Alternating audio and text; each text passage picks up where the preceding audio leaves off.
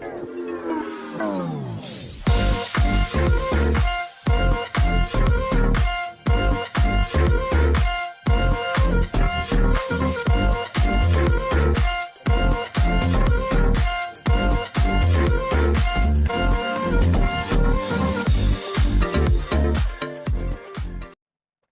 semua, salam sejahtera Malaysia. Selamat datang ke channel Fels Lifestyle.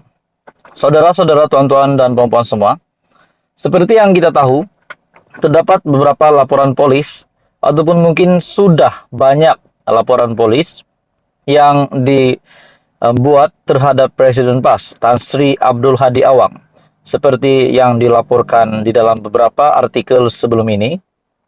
Akhirnya setelah Lim Guan Eng menggesa orang ramai untuk membuat laporan polis terhadap Hadi Awang, hari ini kita digemparkan dengan satu lagi tangkapan.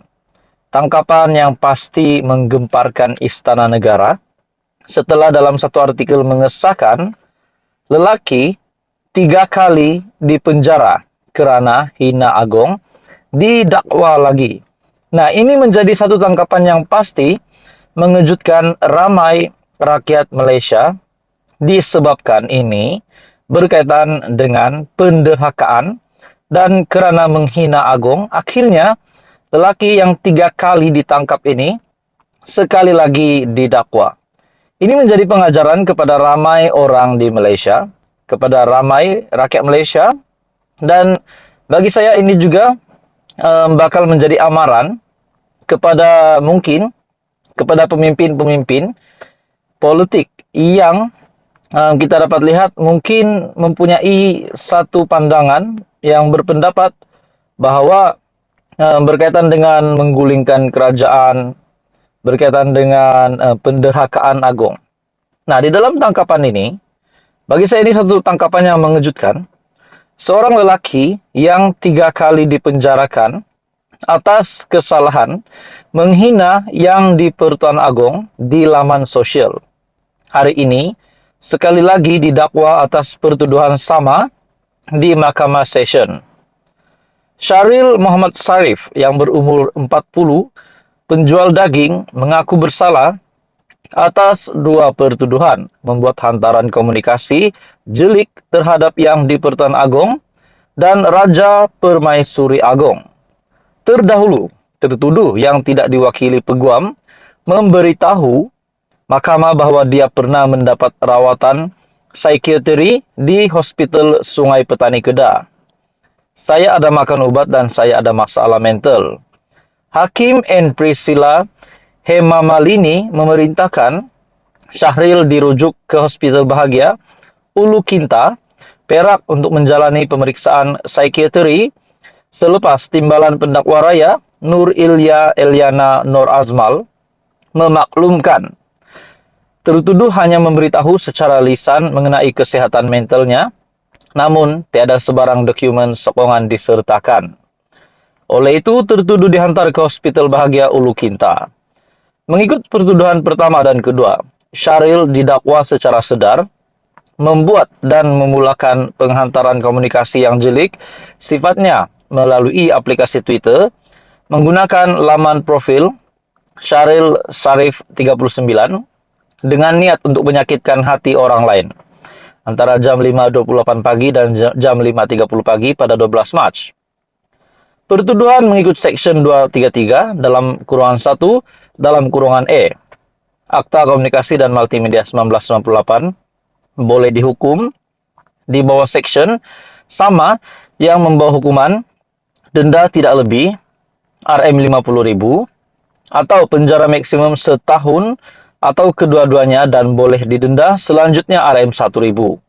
Nah, saudara-saudara, pada 24 September 2021, Syahril dipenjara setahun dan RM20.000 oleh mahkamah, denda RM20K oleh Mahkamah Session di sini atas kesalahan menghina yang di-Pertuan Agong menerusi aplikasi Twitter.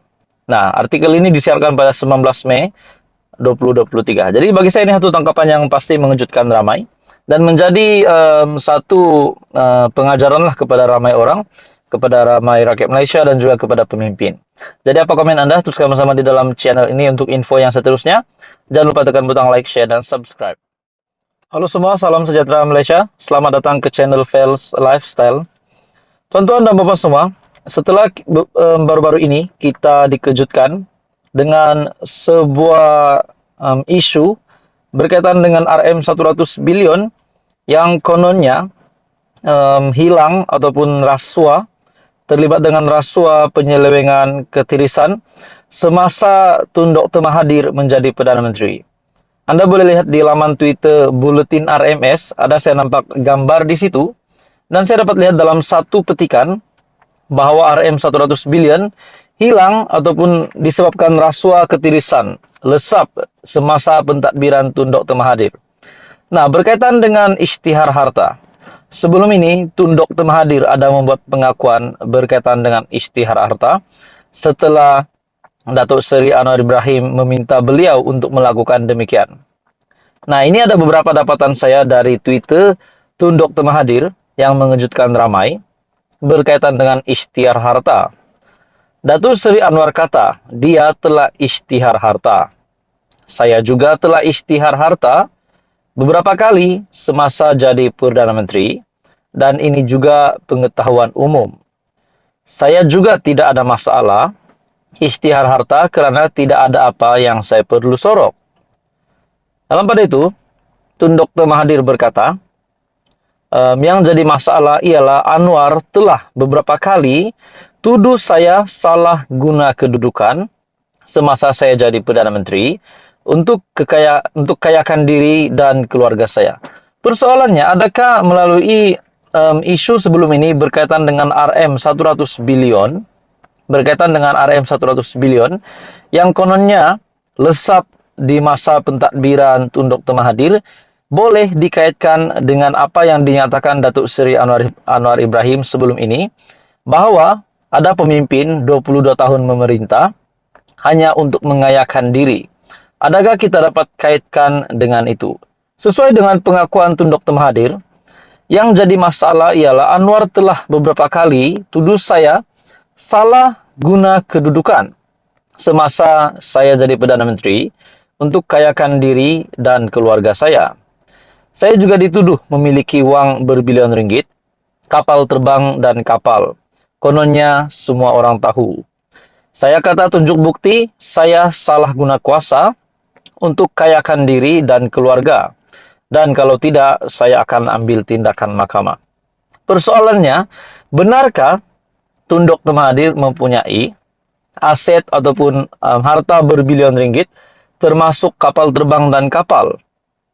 Saya telah ambil tindakan mahkamah, dan sehingga hari ini, dia tidak pernah tunjuk bukti selain kesana kemari buat tuduhan terhadap saya. Persoalannya, mungkinkah mungkinkah Perdana Menteri Datuk Seri Anwar Ibrahim akan mendedahkan semua bukti di mahkamah nanti pada 31 Mei? Itu persoalannya.